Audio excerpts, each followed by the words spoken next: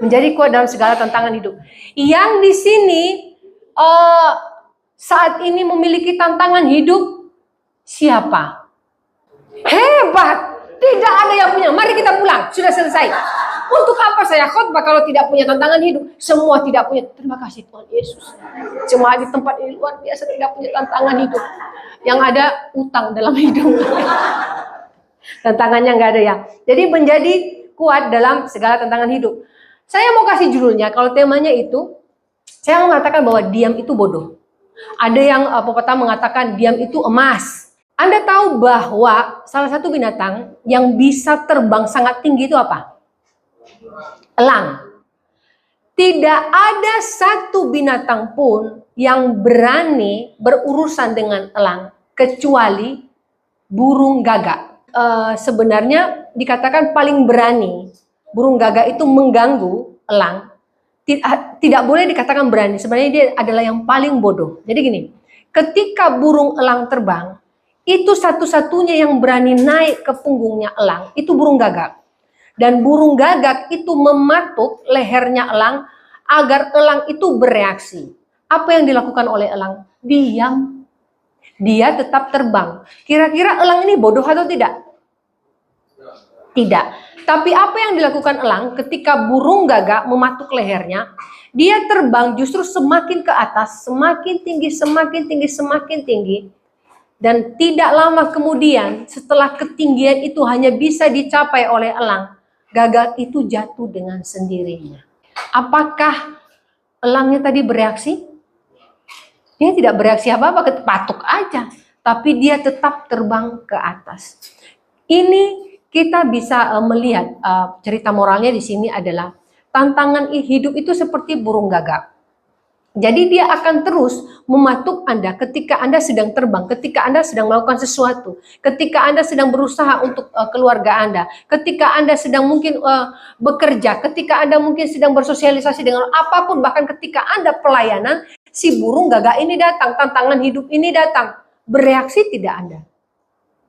Karena kalau dilihat oleh dunia kok bodoh sih, kok diam. Burung gagak dia punya cakar yang sangat besar. Dia bisa saja menukik ke bawah, dia bisa berputar-putar, gagaknya pasti jatuh. Tapi kalau itu yang dilakukan oleh elang, si gagak akan terus mematuk lehernya. Karena gagak ini dia akan konsisten untuk terus mengganggu elang kalau elang ini bereaksi dengan apa yang dia lakukan. Tapi apa yang dilakukan oleh elang, dia terus naik ke atas. Ini yang kita lakukan sebagai orang percaya, orang Kristen, untuk terus menjalani tantangan hidup ini, terus naik ke atas. Karena nanti ketika orang dunia bilang kok bodoh, ingat, Anda semakin diangkat Tuhan, dunia yang merendahkan Anda semakin jatuh ke bawah. Kenapa orang selalu menghina Anda? Karena mereka tidak mampu mencapai apa yang sudah Anda capai hari ini. Kemudian Anda katakan, apa yang sudah saya capai? Saya tetap miskin. Ingat, pencapaian tidak bicara harta. Pencapaian itu bicara karakter Anda hari ini. Itu pencapaian utama orang percaya, karakter. Kalau Anda sudah menjadi orang baik, kenapa banyak yang benci? Karena burung gagak melihat kenapa Anda semakin menjadi orang baik, semakin orang yang berkarisma, semakin menjadi orang yang diberkati attitude-nya. Gagak iri. Nah, ini yang akan kita bahas hari ini. Diam itu bodoh menurut orang dunia. Nah, ketika kita bicara tentang tantangan hidup, menjadi orang percaya, hal pertama yang perlu kita lakukan adalah jangan buang energi terhadap kebodohan. Sekarang begini, Anda pelayanan nih, tapi ada saja yang mencela pelayanan Anda. Bereaksi tidak? Kalau Anda bereaksi, pelayanan Anda sia-sia. Misalnya Anda jadi worship leader, pas turun Anda mendengar nih ada gosip, tadi situ bilang suaranya welek, Anda sakit hati. Saya tanya, apakah pelayanan Anda tadi berharga di mata Tuhan? Berkenan di mata Tuhan apa tidak? Ketika Anda keluar terus Anda sakit hati, pengajar, tahu deh kalau dikutuk Tuhan. Itu tidak ada artinya Anda pelayanan kalau Anda tidak siap dikritik. Kita manusia kalau kita semakin di bawah Tuhan ke atas, pasti semakin banyak kritik, semakin banyak yang mengganggu. Bersiap-siaplah.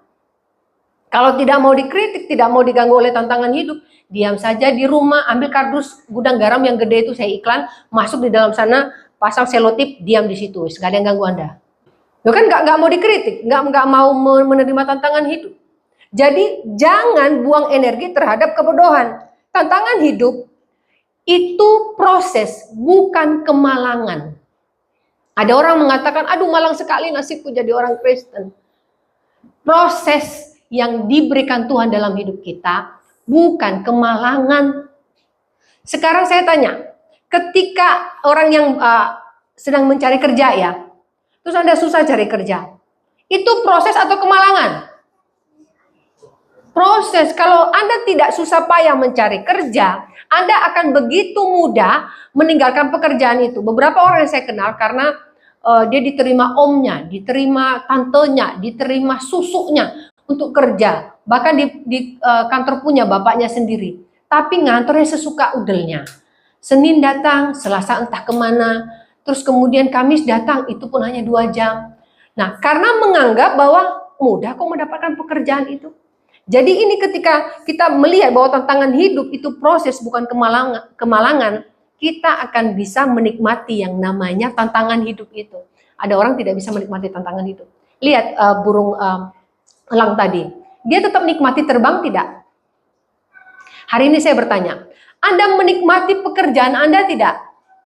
Meskipun gaji Anda kecil, meskipun bos Anda cerewet, pengen Anda selotip mulutnya dari pagi sampai sore sampai Anda pulang kerja, Anda tetap mau jadi istri tidak meskipun suami Anda, ya ampun rewelnya minta ampun.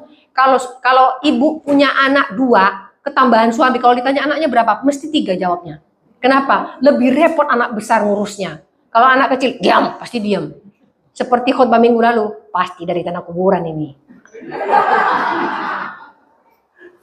Nah, kalau Anda sekarang mengatakan bahwa, aduh saya punya suami kok begini. Atau yang suami bilang, istriku, oh, ya ampun loh, kenapa? Anda kan sudah memilih dia jadi istri, betul? Mosok mau diretur, bisa retur enggak? Oh, apa namanya? Tukar tambah. Ada nggak yang buka usaha itu? Boleh ada yang buka di sini? Tukar tambah. Makanya kan berapa kali saya bilang, suami lihat apa dokumen di kamar, sedih mukanya. Istrinya bilang, kenapa Pak? Aku lihat iku loh, apa namanya, kok KTP ini ya seumur hidup, tapi SIM hanya 5 tahun, kok surat nikah kita kok nggak ada batasnya yo. Harusnya kan 5 tahun, terus mau diapain? Ya kan bisa dianu lagi, dibuat lagi yang baru, tapi ganti nama. Ada yang mau buat usaha itu? Silakan. Kita baca Amsal 26 ayat 4. Jangan menjawab orang bebal menurut kebodohannya, supaya jangan engkau sendiri menjadi sama dengan dia. Jangan menjawab orang bebal, artinya seperti ini. Ketika tantangan hidup datang, ada orang yang menghina Anda, jangan balas hina. Kapan lalu itu saya tidak tahu bahasa yang, saya cuma tahu, saya tidak tahu itu kasar apa enggak ya.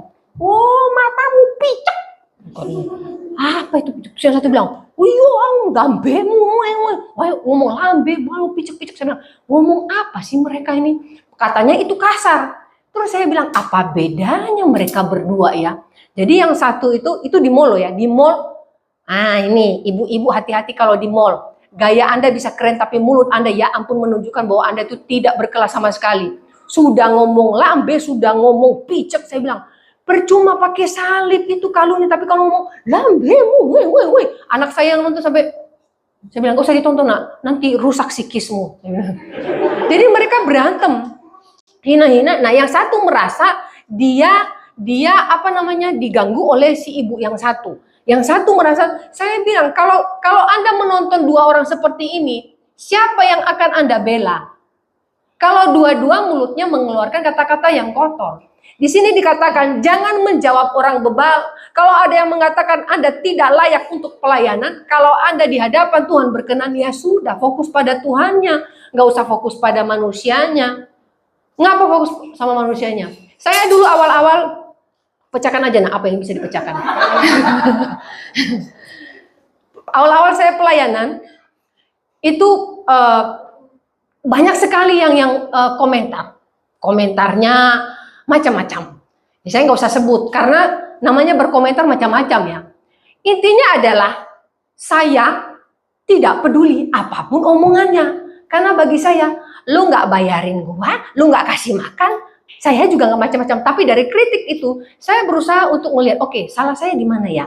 Nah, itu mulai ada kritik. Apakah saya mulai, awal-awal saya merasa bahwa itu terganggu ya. Saya mulai mengatakan bahwa, ya sempat saya cerita ke teman, saya bilang, itu kayaknya iri sama saya, itu kayaknya, itu bukan hal yang harus kita lakukan lah ya. Kalau ada kritik datang kepada Anda, tiba-tiba Anda menceritakan orang yang mengkritik Anda dengan hal-hal yang negatif, itu sama bebalnya, sama bodohnya kita dengan dia. Jadi jangan responi orang bebal, jangan responi orang bodoh. Itu kata firman Allah. Supaya jangan engkau sendiri sama dengan dia. Jadi tantangan hidup ini seperti ini. Ketika ada burung gagak dalam hidup Anda, nggak usah bereaksi. Nggak usah bodoh seperti burung gagak. Kalau kalimat ini mengatakan satu-satunya binatang yang berani dalam tanda kurung bodoh mengganggu burung elang adalah burung gagak. Jadi kata berani di situ sebenarnya bukan arti benar-benar berani, tapi bodoh. Jadi orang yang berani berbuat bodoh karena merasa pintar, itu biasanya orang yang bakal jatuh seperti burung gagak. Nah, Amsal ini mengajarkan kita bahwa dimanapun Anda ada, tantangan hidup ada, itu proses, bukan kemalangan. Harus kita jalani. Kita akan bertemu dengan orang-orang yang bikin emosi bisa naik. Nah, tidak semua orang bisa menjadi orang sabar, betul ya? Apalagi ketika hal yang sama, yang menyakitkan, berulang-ulang dilakukan orang yang sama kepada Anda. Kalau hari ini ada orang yang sama menyakiti Anda berkali-kali, Anda sakit hati tidak? Sakit hati dong. Lihat mukanya aja Anda mau muntah-muntah. Seperti saya bilang, Bu, jangankan lihat mukanya, lihat sandal jepitnya ujungnya saja loh, udah belak gitu. Ada satu orang Batak pergi ke Jogja. Si Batak ini bilang gini, dia haus, dia mau beli, dia ke Jogja, dia mau beli cendol.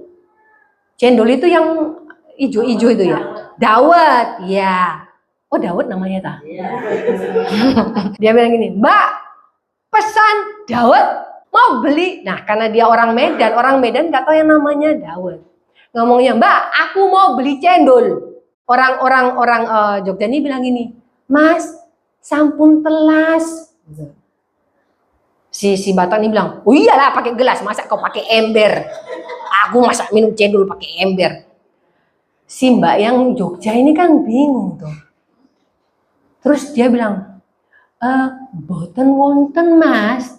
Ya pakai santan lah, masak cendol tidak pakai santan. Si Jogja ini ngomong, waduh, oh alah edan. Terus si Mas bilang, kok tahu kau aku dari Medan? Aku memang dari Medan. Anda di dunia ini seperti itu. Karena ketika Anda pelayanan, Anda responi orang yang mengkritik Anda, orang yang melihat Anda, katanya pelayanan, mulutnya kok begitu, katanya orang Kristen. Anda akan terus ditunjuk, Anda akan terus dihakimi. Ini tantangan orang percaya. Orang percaya ini bernafas aja susah. Kenapa? Anda bernafas sedikit, Anda dikritik. Anda tidak bernafas, Anda dikritik. Misalnya Anda bernafas, lihat hidupnya tidak diberkati Tuhan, padahal ke gereja. Anda tidak bernafas, lihat matinya aja masih tetap miskin. Mati aja dikritik loh. Hidup dikritik, apa yang tidak dikritik? Makanya saya pernah bilang ya, orang kurus dikritik katanya kelebihan kurang gizi. Orang gemuk katanya terlalu ginu-ginu overdosis. Jadi semua dikritik. Kurus salah, gemuk salah, ndak kurus ndak gemuk dibilang tidak stabil. Rambut Anda cepat dikritik, rambut Anda botak dikritik, botak sedikit dikritik. Apa yang tidak dikritik? Dunia akan seperti itu. Jadi ketika kita bicara tentang tantangan hidup, kita masuk dulu pada hal bagaimana kita harus bereaksi dengan kebodohan dunia. Orang-orang bodoh kata Alkitab di dunia yang akan membuat Anda menjadi sama dengan mereka. Artinya seperti ini, bahwa dalam proses hidup ini, iblis akan terlibat dalam tantangan hidup. Kenapa iblis terlibat? Dia mau melihat reaksi Anda. Jadi pertama, yang harus kita lakukan bicara tentang tantangan hidup adalah jangan bereaksi negatif. Terus saja naik ke atas, ikuti di mana Tuhan membawa kita. Karena saya percaya, Apa kata firman Allah? Engkau tidak akan menjadi ekor, tapi menjadi kepala. Apa yang dimaksud firman Allah di sini? Bukan berarti Anda harus memimpin, tidak. Tetapi Anda akan terus dibawa Tuhan kepada tujuan yang sudah Tuhan tentukan. Di saat orang yang iri kepada Anda akan terus menarik Anda ke bawah. Saya tanya, yang menarik sesuatu itu dari atas atau dari bawah? Jatuh itu ke atas apa ke bawah? Perhatikan tangan saya. Jatuh itu ke atas apa ke bawah?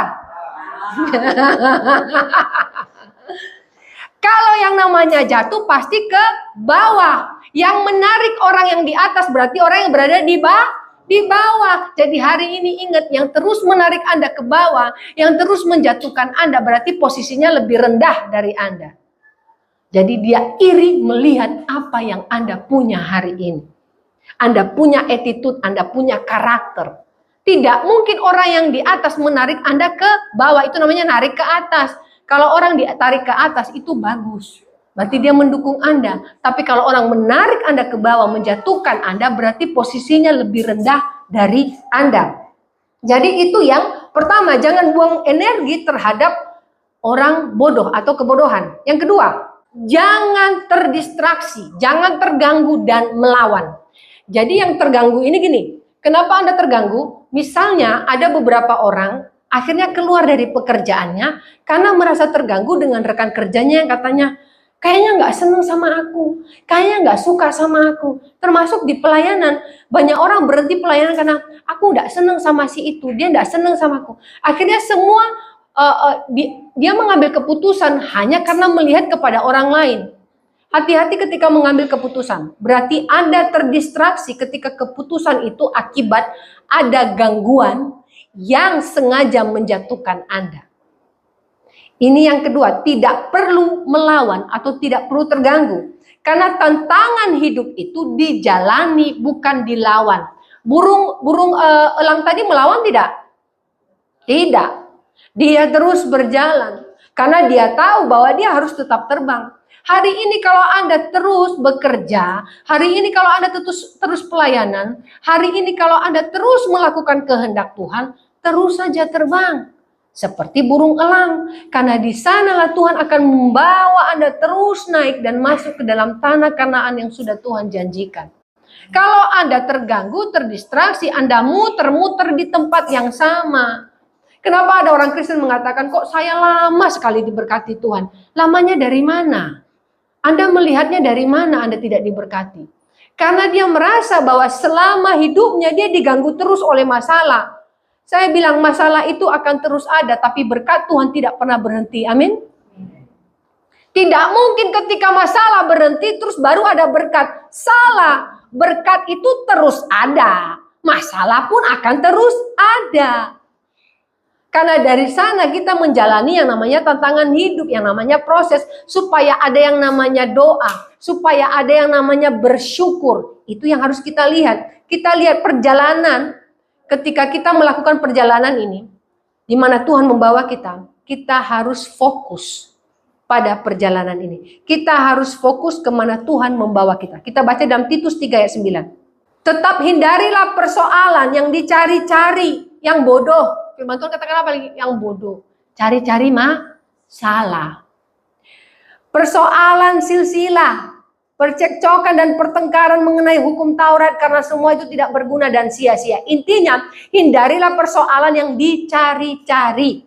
Kalau di dalam pernikahan, beberapa yang saya tanya, tapi bukan orang percaya. Kok cerai? Suaminya bilang begini, istrinya jelek. Lah dulu waktu nikah cantik. Iya.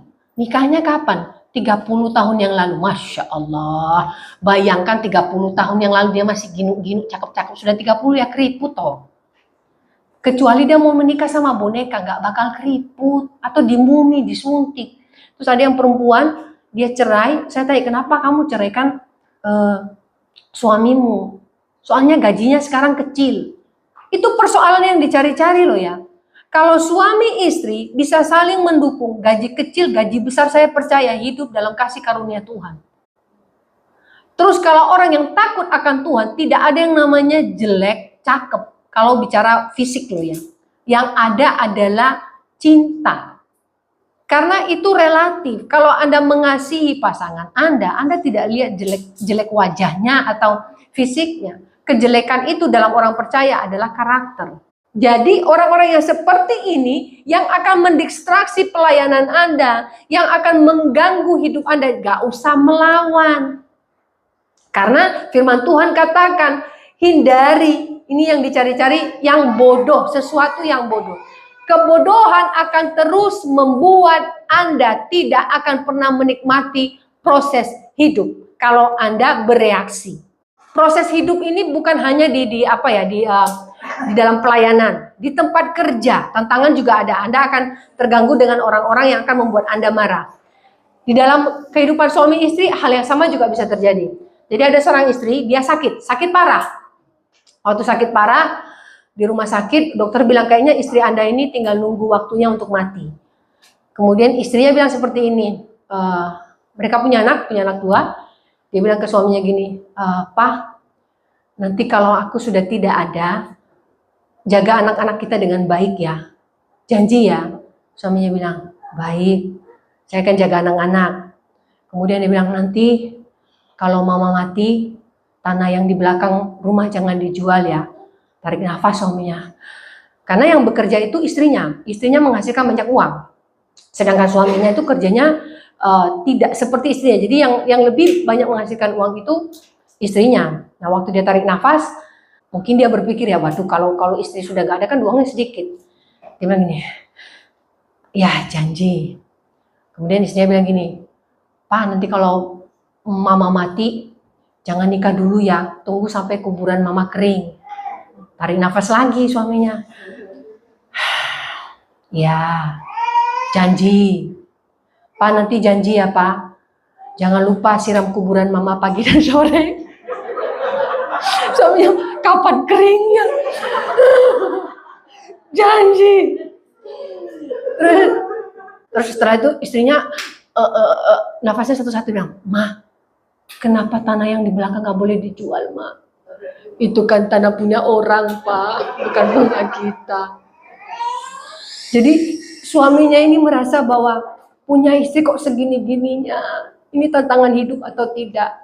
Hari ini yang punya janji, jangan lupa ya siram setiap pagi dan sore. Anda akan berurusan dengan orang-orang yang seperti ini. Anda akan melihat bahwa dunia tidak adil dalam hidup Anda.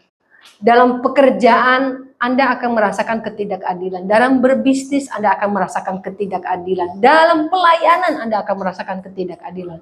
Tapi saya beritahu bahwa satu-satunya yang adil hanya Tuhan Yesus.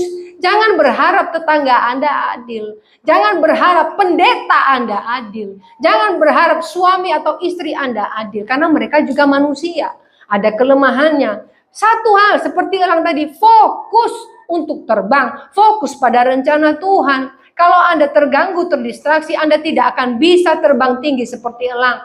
Kalau hari ini Anda berdoa, Tuhan berkati aku, bicara berkat adalah Tuhan membawa Anda semakin tinggi untuk masuk pada rencana Allah. Tapi kalau Anda terganggu, Anda tidak akan pernah bisa terbang tinggi.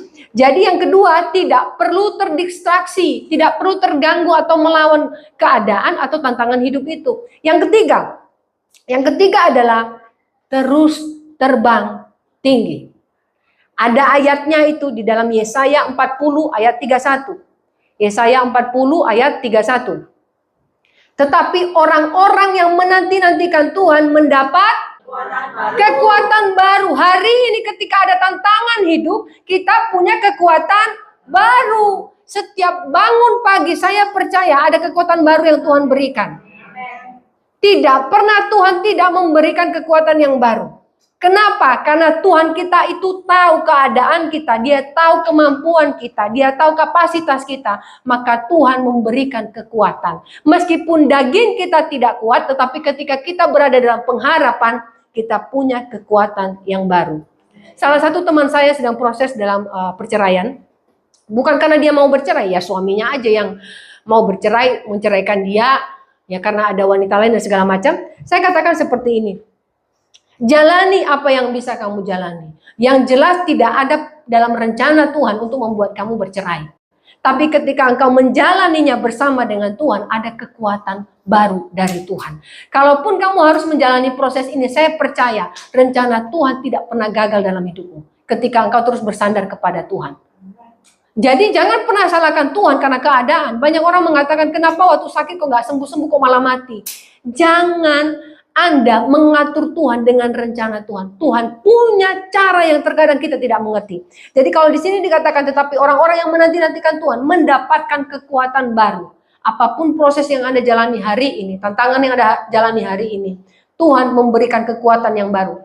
Mereka seumpama Raja Wali yang naik terbang dengan kekuatan sayapnya. Kekuatan kita siapa? Tuhan. Kita akan terus terbang. Kalau tidak ada Tuhan dalam hidup kita, kalau kita tidak bersandar kepada Tuhan, akan mudah bagi kita putus asa. Kenapa banyak orang putus asa itu, bahkan anak muda putus asa itu karena dia dalam pemikirannya, aku tidak bisa apa-apa. Burung diciptakan punya sayap, dia pasti bisa terbang. Kita diciptakan, kita punya Tuhan, kita punya Roh Kudus yang menguatkan kita. Kenapa kita tidak percaya bahwa kita mampu? Hari ini Anda datang ke gereja, tapi Anda masih tidak percaya diberkati Tuhan. Berarti Anda tumpul imannya. Buat apa datang ke gereja kalau masih takut dengan masa depan? Buat apa Anda datang ke gereja kalau masih takut masalah Anda tidak selesai? Tuhan selalu punya solusi, tetapi tidak seperti yang kita bayangkan. Jalani saja. Ini tadi yang dikatakan, orang-orang yang menanti-nantikan Tuhan mendapatkan kekuatan baru. Seumpama Raja Wali yang naik terbang dengan kekuatan sayapnya. Mereka berlari dan tidak menjadi lesu. Orang yang berhadapan dengan proses hidup, tantangan hidup, tidak akan pernah lesu. Artinya gini, tidak pernah bilang, Tuhan ini gak pernah memberkati, Tuhan ini tidak pernah menolong. Pokoknya Tuhan terus yang salah. Jadi orang-orang yang bersandar kepada Tuhan tahu bagaimana caranya bersyukur meskipun dalam tantangan, meskipun dalam proses. Mereka berjalan dan tidak menjadi lelah. Artinya seperti ini. Kita menjalani hidup ini, kita tidak pernah lelah. Karena Tuhan menjadi kekuatan kita. Karena Tuhan menopang kita. Hari ini apa yang membuat Anda lelah? Ada seorang ibu mengatakan, istri mengatakan, saya lelah berdoa buat suami saya. Saya sudah 15 tahun berdoa, dia belum percaya Tuhan. Saya katakan, waktu Tuhan selalu yang terbaik. Jangan pernah lelah untuk berdoa. Banyak orang berpikir lagu ini ladangnya Tuhan adalah pelayanan di gereja. Bukan loh ya. Ladangnya Tuhan ketika Anda melayani istri Anda, ketika melayani suami Anda, ketika melayani mertua Anda, ketika melayani tetangga Anda. Semua apapun Anda kerjakan dengan ucapan syukur. Anda tidak pernah merasa lelah untuk melakukannya. Ada nggak yang capek jadi orang baik? Saya capek jadi orang baik. Kenapa capek jadi orang? Saya capek jadi orang ganteng. Itu kemarin saya nggak tahu sih artis Korea dipasang sama anak-anak gitu, terus bilang ini loh cakepnya apa, coba dia ngomong ini, diterjemahkan, aku capek sekali jadi orang ganteng. Dalam arti ganteng dari mana, saya aja nggak bisa membedakan ya. Artis Korea itu kalau cowok, saya kira ini cewek apa cowok sih, lipstiknya kok lebih tebal dari saya ya. Perhatikan nggak pemain Korea itu, kalau pakai lipstik itu lebih kinclong dari saya. Saya bilang ini pedicure, mukanya di Baiklin berapa kali nih, muka kita ini aja kayak muka sawah, kok dia kok cantik sendiri. Ada orang merasa lelah menjadi orang baik. Jangan pernah lelah menjadi orang baik. Jangan pernah lelah menjadi orang jujur, meskipun kadang ada jujur semakin ditekan. Jangan pernah lelah untuk melakukan hal yang benar, karena terkadang yang benar dibenci oleh orang-orang yang suka hal yang tidak benar. Dunia ini suka yang tidak benar karena menguntungkan. Orang jujur bisa untung tidak? Jarang. Pasti orang yang tidak jujur untungnya banyak. Tapi orang jujur berkat Tuhan terus mengalir, tidak pernah habis. Meskipun katanya tidak banyak, tapi terus ada. Tapi orang yang tidak jujur berkatnya sekali ada banyak. Tapi setelah itu hilang. Kenapa? Karena didapatkan dari ketidakjujuran. Jadi jangan berhenti untuk berbuat baik. Jadi teruslah terbang tinggi. Di sini di dalam Yesaya ini pegang ayat ini, bahwa kita punya kekuatan yang baru. Nah, ada anak yang pengen bekerja, jadi dia tuh pengen bekerja di luar negeri. Nah, dia itu tidak bisa berbahasa Inggris. Itu katanya mau ada bekerja di Australia gitu ya, di mana gitu. Terus dia bilang, saya mau kerja di sana. Nah, waktu dia mau kerja di sana, dia bilang, kamu harus bisa bahasa Inggris setidaknya. Dia bilang, saya bisa bahasa Inggris. Kemudian waktu pas dia ke Bali, dia bilang ke temannya, coba lihat, saya bisa bahasa Inggris. Dia sengaja senggol bule. Kebetulan bule ini juga bawa sesuatu, nggak sengaja senggol dia. Terus dia bilang gini, I'm sorry sir, I'm sorry. Terus yang bulenya bilang, oh yeah, I'm sorry too. Oh, I'm sorry three. Terus si bule ini bilang, sorry for, oh sorry five. Are you sick? No, I'm 7. Nah, Inggrisnya bagus tidak? Bagus toh? Bisa kerja di Australia? Bisa. Anda akan seperti itu. Pokoknya berani dulu ngomong. Benar toh?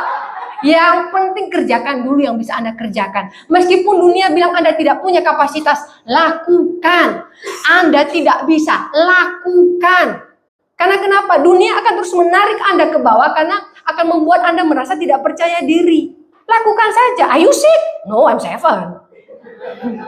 Gila, kamu merasa kamu bisa jadi model? Oh, bisa aja.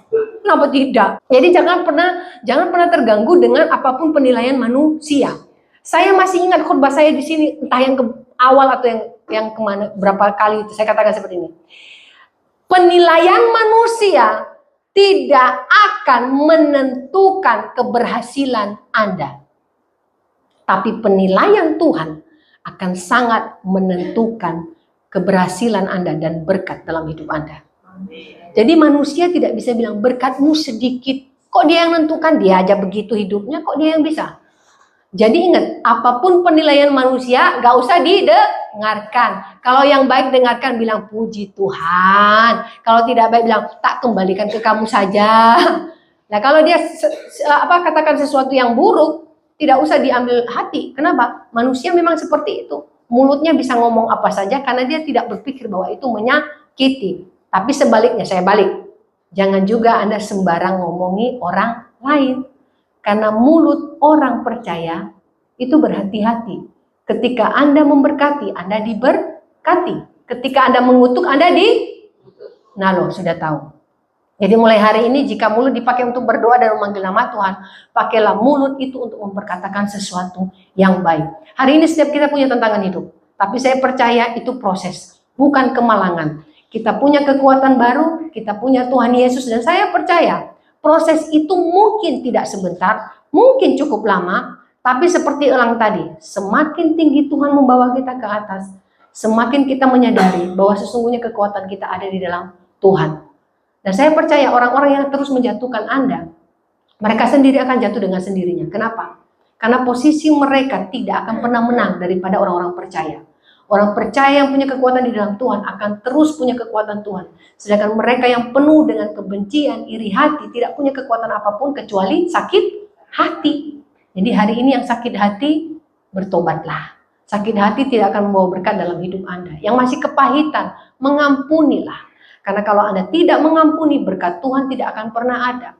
Kalau hari ini Anda masih putus asa dan kecewa, percayalah, tidak akan pernah ada pengharapan dalam hati Anda. Anda akan terus putus asa. Yang jomblo hingga hari ini, wis nasibmu. Teruslah berdoa. Kadang-kadang menjomblo itu hemat. Jadi nikmatilah kejombloan. Amin. Yang bilang amin jomblo tak? Ya, puji Tuhan. Saya percaya kita bisa memahami hari ini apa yang bisa kita pelajari dari firman Allah, menjadi kuat dalam segala tantangan hidup. Saya percaya tantangan hidup hari ini anggap sebagai permen. Ya, permen manis. Makan sedikit nggak apa-apa, tidak akan bikin diabetes. Tetapi jangan digigit, nikmati saja sampai habis. Toh juga nanti rasanya juga hilang. Amin. Ada yang mau menikmati tantangan hidup hari ini? Kok aminnya sedikit? Tadi waktu ngomong jomblo aminnya banyak. Apa sih? Oke, saya. Ada yang menikmati tantangan hidup hari ini? Amin. Ada yang menikmati jadi jomblo? Kebalik ya. Tadi kalau bicara berkat aminnya besar ya, sudah, enggak apa-apa. Jawab sendiri dalam hati Anda ya. Mari kita berdoa. Yesus Tuhan, Yesus Tuhan, Yesus Tuhan.